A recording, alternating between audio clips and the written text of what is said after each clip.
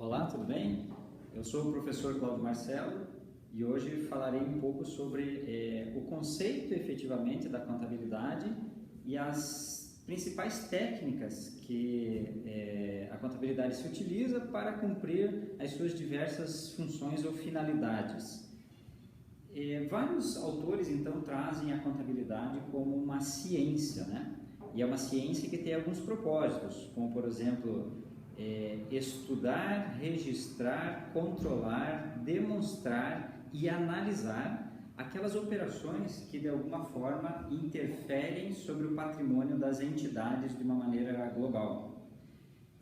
Essa entidade nós entendemos que é um conjunto de pessoas, sejam elas físicas ou pessoas jurídicas, que têm sob sua responsabilidade a administração de alguns bens, alguns direitos e algumas obrigações, que nós chamamos isto de patrimônio.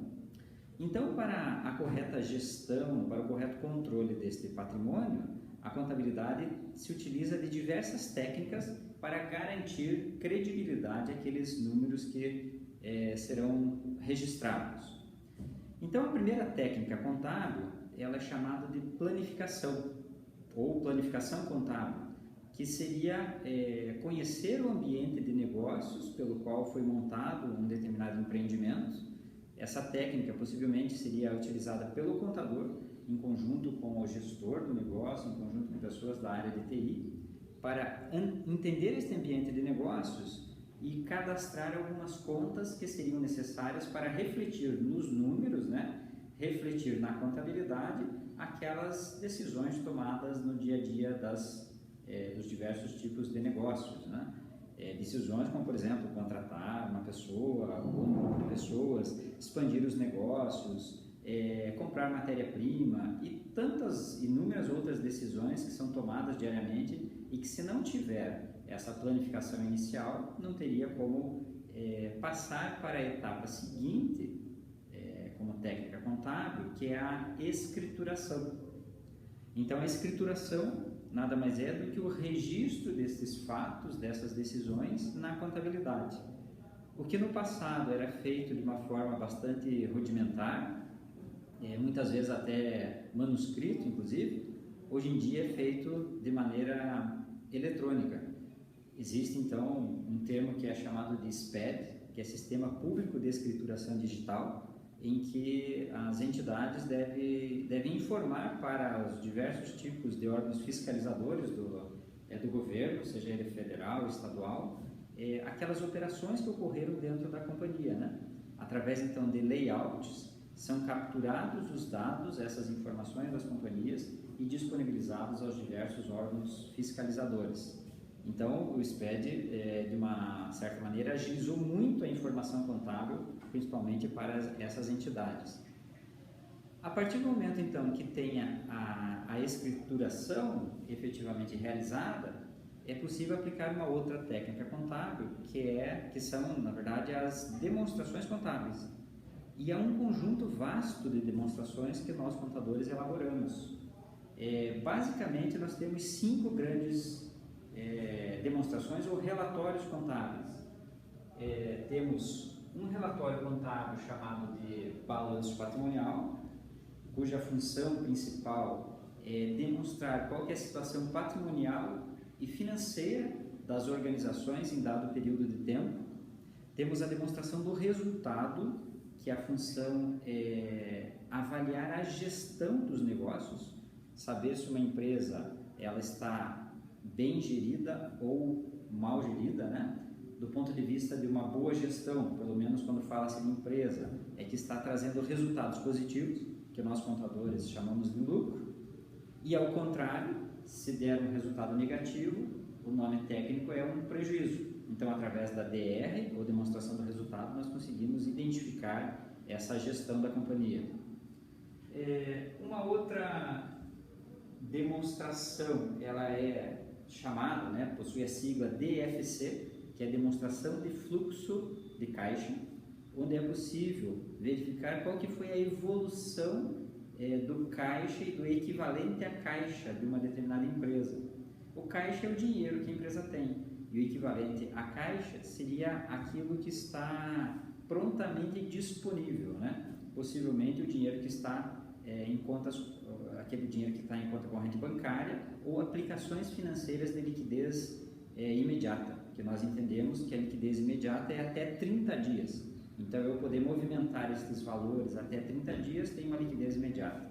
Então, a DFC cumpre este papel, mostrar como que foi essa evolução do dinheiro, aumentando, diminuindo ao longo do tempo, mostrando quem foram os financiadores dos recursos na empresa e aonde que esses recursos também foram aplicados. Temos também a DMPL, demonstração das mutações do patrimônio líquido, que de alguma forma consegue refletir quais foram as mudanças que ocorreram no patrimônio dos sócios, dos proprietários da entidade, dos investidores, né? Os aumentos e as diminuições, quanto que colocaram de capital, quanto que foi distribuído na forma de dividendos. Então, é uma demonstração bastante interessante também.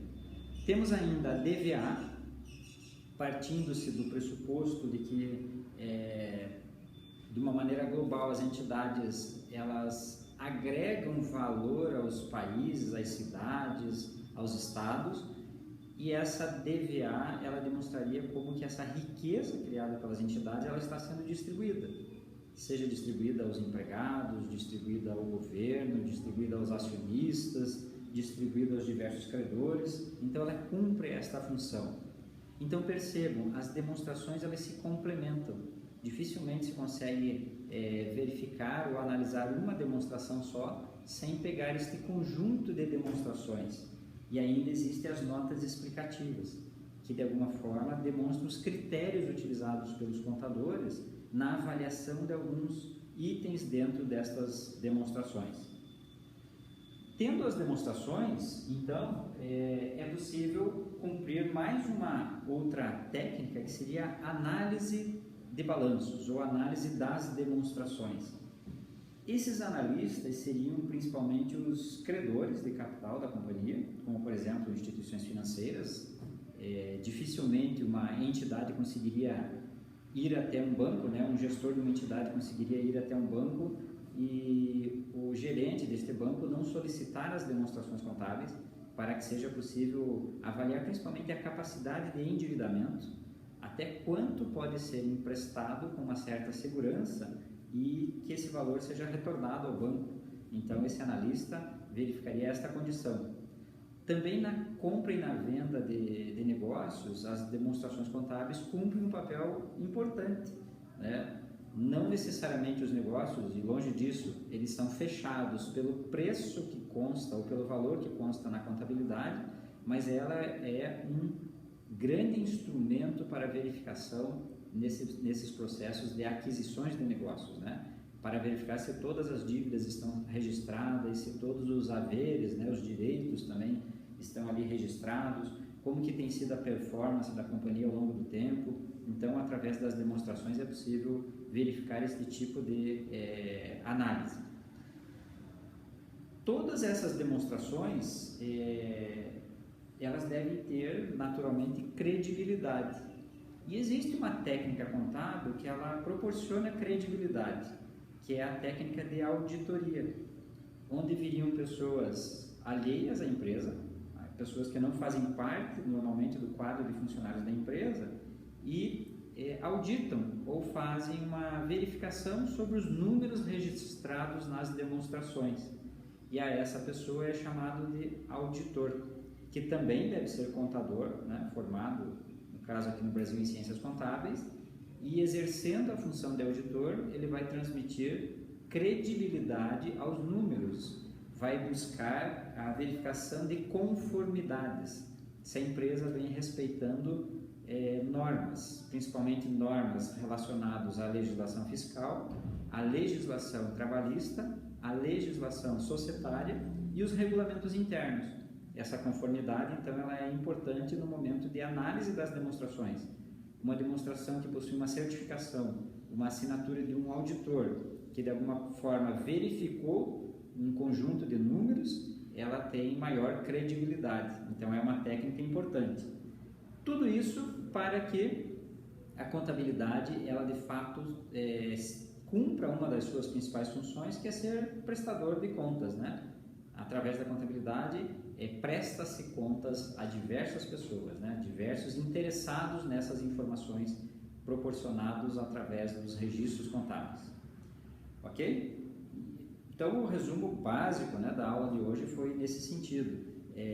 Em aulas seguintes, detalharemos um pouquinho melhor sobre a disposição do balanço patrimonial, como que as contas ali por dentro, né, os grupos de contas, eles estão classificados, e estudaremos um pouquinho mais sobre que tipo de análise é possível fazer a partir de um balanço patrimonial. Não percam as próximas aulas, eu tenho certeza que vai agregar bastante valor profissional e de conhecimento a cada um de vocês, tá ok? Um abraço a todos e até a próxima.